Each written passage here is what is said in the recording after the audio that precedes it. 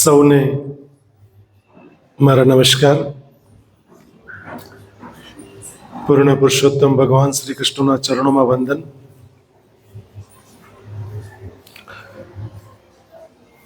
આદરણીય રામકૃષ્ણ પરમહંસના ચરણોમાં વંદન. માં શારદામણી દેવીના ચરણોમાં વંદન. યુગ પ્રવર્તક, જેણે યુગને આખો બદલી નાખ્યો અને આવનારા હજારો વર્ષ સુધી જેમણે ભારત વર્ષ અને વિશ્વને વિચારોની ભેટ આપી છે, એવા પરમ પૂજ્ય આદરણીય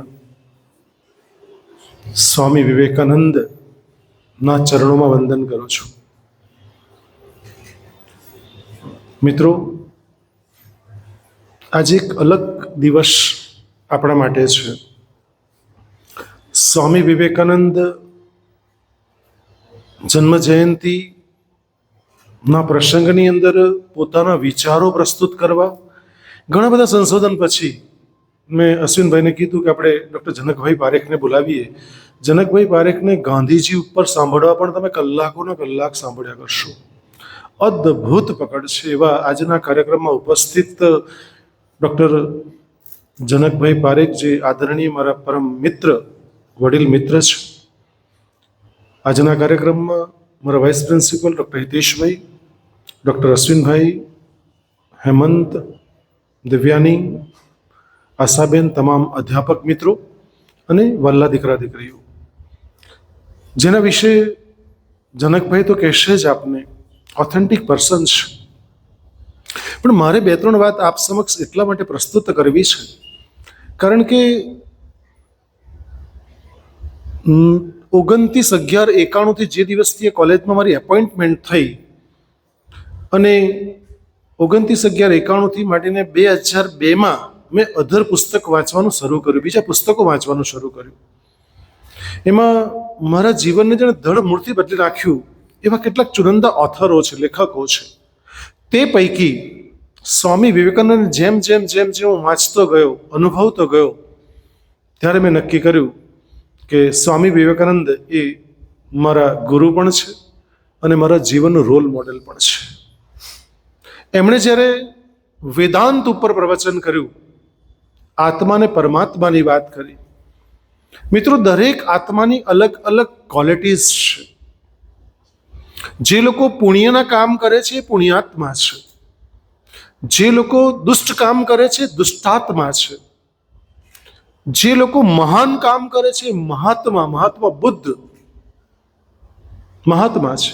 જે લોકો ધર્મનું કામ કરે છે એ ધર્માત્મા છે.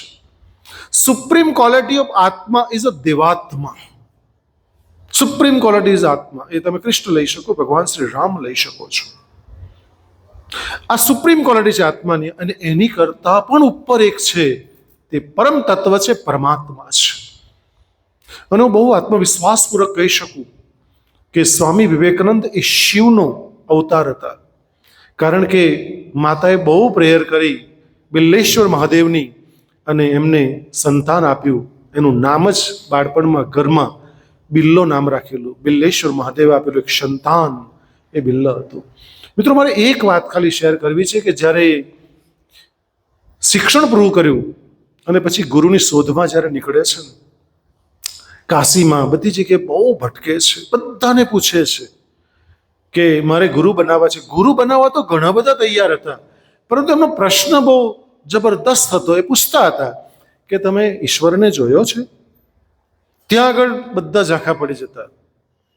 ત્યારે એના ભાઈએ એવું કીધું કે જાની, દક્ષિણેશ્વર કાલિકના મંદિરમાં જેના સાક્ષાત કાલીનો અવતાર છે એવા રામકૃષ્ણ પરમહંસને જા મળે. અને મિત્રો, રામકૃષ્ણ પરમહંસને પહેલી વખત જ્યારે સ્વામી વિવેકાનંદ નરેન્દ્ર હતો ત્યારે મળ્યો, અને રામકૃષ્ણ પરમહંસે જે એમને ભેટો થયો, ભેટ કરી, એટલી ટાઈટ હક કરી એમને.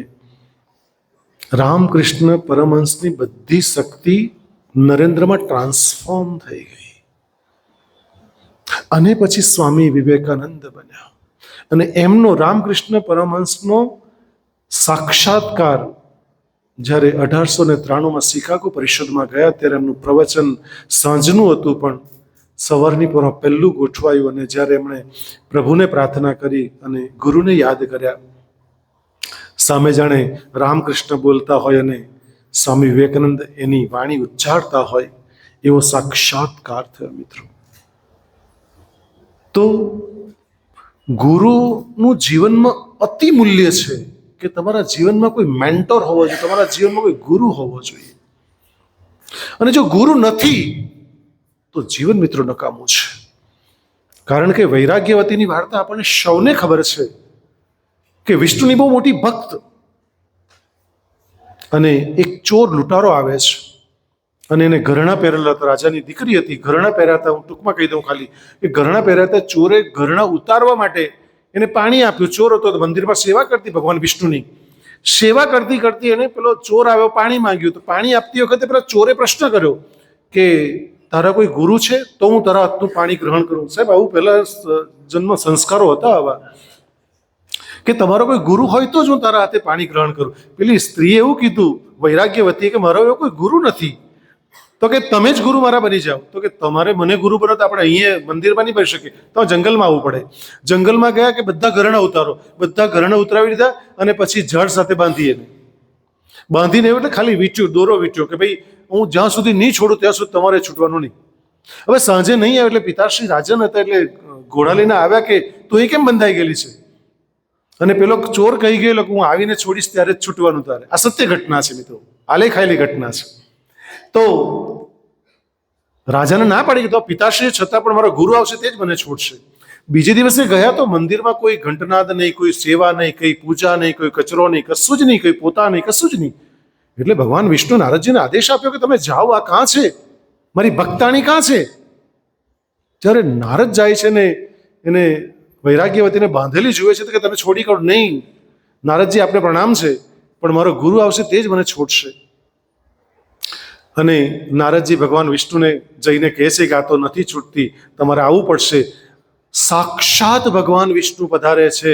વૈરાગ્યવતી જેની વર્ષોથી ઝંખના કરી તે સાક્ષાત પ્રભુ હાજર છે અને છોડવા કહે છે કે પ્રભુ આપને પ્રણામ છે, વંદન છે, પણ જેણે મને બાંધી છે, મારો ગુરુ જેને બનાવ્યો છે એ જ મને છોડશે.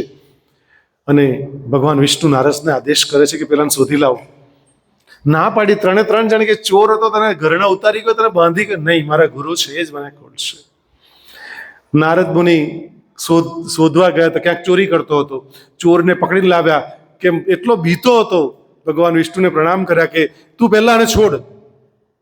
જ્યારે વૈરાગ્યવતીનો જે ગુરુ જે બાંધી ગયેલો ચોર, ભલે ચોર હતો પણ એને બાંધ્યો ને છોડ્યો ને, ત્યારે વૈરાગ્યવતીએ બધાને પ્રણામ કરીને એક શ્લોક કીધો જે કબીરના નામે ઓળખાય છે, ગુરુ ગોવિંદ દોનો ખડે કાકો લાગો પાય, બલિહારી ગુરુ આપકી ગોવિંદીઓ બતાય. આ ગુરુ એ છે કે જે ગોવિંદ સુધી લઈ જાય છે. એટલે ભગવાનનું સ્થાન પછી આવે છે, પહેલા ગુરુનું સ્થાન આવે છે. આપ સૌ દીકરા દીકરીઓને નમ્ર વિનંતી છે કે તમારા જીવનમાં કોઈ ગુરુ નહીં હોય, કોઈ અમ્પાયરને બનાવજો.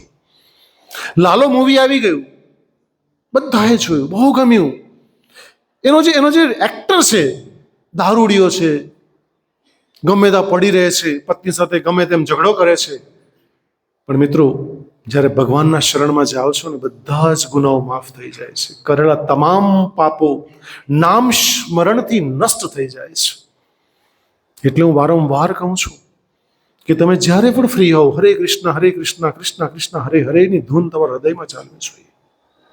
આવા આધ્યાત્મિકતાનો વારસો ફેલાવનાર, રાષ્ટ્રના ચરિત્રનું, યુવાનોનું ચરિત્ર ઘડતર કરનાર એવા સ્વામી વિવેકાનંદને હું વંદન કરી મારી ચર્ચાને માત્ર અલ્પ વિરામ આપું છું. ફરી પાછા મળીશું અને ફરી એકવાર જોરદાર તાળી સાથે ડૉક્ટર જનકભાઈ પટેલનું, જનકભાઈ પારેખનું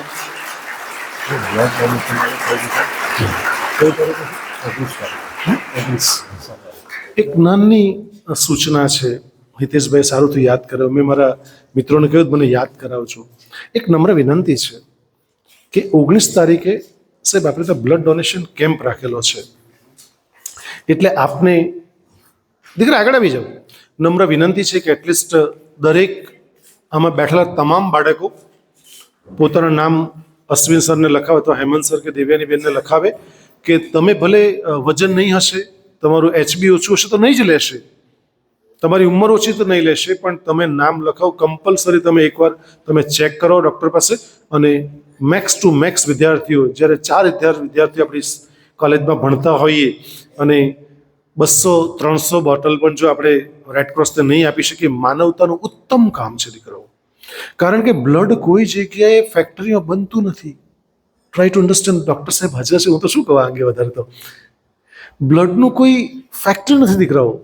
જે આપણા બ્લડથી કોઈનો જો જીવ બચતો હોય, હું માનું છું કે સ્વામી વિવેકાનંદે આ જ વાત કરી છે, માનવ સેવા એ જ ઈશ્વર સેવા છે. આ સરનો આમનો શબ્દ જ સ્વામી વિવેકાનંદનો. સત્ય સાહેબે એ જ કીધું છે, માધવ સેવા, માનવ સેવા એ જ માધવ સેવા છે.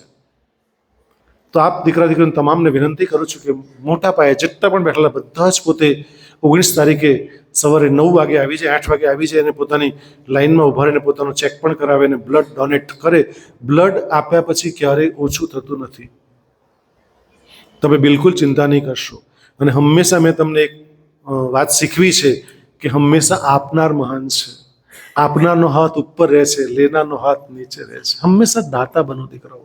એટલે જ તમને કીધું સાહેબ, આ લોકોને એવું સેવાનું કાર્ય સોંપ્યું, સત્કર્મ સોંપ્યું છે કે તમે રોજ 5 રૂપિયાનું દાન કરો, કંઈ પણ કરો, રૂપિયાનું દાન કરો, કોઈને ચહેરા પર સ્માઇલ લાવો. એક સત્કર્મ નિસ્વાર્થ ભાવે તમારાથી થવું જોઈએ. ને સર મને કહેતા બહુ આનંદ થાય છે કે મારા દીકરા દીકરીઓ ઉત્તમ રીતે આ કામ નિભાવે છે. જોરદાર તાળી મારા દીકરા દીકરીઓ. હું ખરેખર હૃદયમાં ધન્યતા એટલા માટે અનુભવું છું કે હું ગારડા કોલેજનો વિદ્યાર્થી, અને ગારડા કોલેજમાં આજે મને એવી ઉત્તમ અધ્યાપન અને અધ્યયન કરવાની તક પ્રાપ્ત થઈ છે. અને સાહેબ, મારા હજારો જન્મના પુણ્ય કર્મ કર્યા હશે કે આવા શ્રેષ્ઠ દીકરા દીકરીઓને વિદ્યાર્થી સ્વરૂપમાં પ્રાપ્ત થયા છે. એકવાર જોયું. હું સદભાગી છું કે સાહેબ મારા મોઢામાંથી શબ્દ નીકળ્યો નહીં કે સામે પક્ષે પાલન થયો નહીં. હું કેટલો સદભાગી હોઈશ. અને આ વિદ્યાર્થીઓ, કોલેજના વિદ્યાર્થીઓ માતા પિતાને પગે લાગે, સાહેબ કમર બિલકુલ ના દુખે. શું વાત કરો છો? કારણ કે સર પગે લાગે છે તો દીકરા, સર મારા દીકરા શ્રીમદ ભગવદ્ ગીતા વાંચે છે, રોજ ગાયત્રી મંત્ર બોલે છે, રોજ હનુમંત ચાલીસા બોલે છે, જમ્યા પછી 1 કલાક પછી આયુર્વેદનું પાલન કરે છે.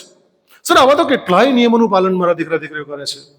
સો ખરેખર હું તમારા માટે હંમેશ માટે ગર્વ લઈ શકું. અને આજે અગ્રવાલ કોલેજમાં જવાનું છે તો એટલીસ્ટ આ વાત તો હું ચોક્કસ કહીશ કે મારા દીકરા દીકરીઓ આટલું કામ કરે તો અગ્રવાલ કોલેજને પણ કહીશ કે તમારા દીકરા દીકરીઓ આવું પણ કામ ઉત્તમ કરાવી શકો છો. તો ફરી એકવાર જનકભાઈ પારેખ માટે જોરદાર તાળીથી સ્વાગત કરીએ આપણે. અને મારી ચર્ચાને માત્ર અલ્પ વિરામ આપું છું કારણ કે મને બહુ જ ગમે સ્વામી વિવેકાનંદ. હજારો ઉદાહરણો મને મગજમાં ચાલે છે, પણ સમયની મર્યાદા છે માટે ચર્ચાને અલ્પ વિરામ આપી મારી વાણીને અલ્પ વિરામ આપું છું. ફરી મળીશું. ધન્યવાદ. જય હિન્દ, જય ભારત.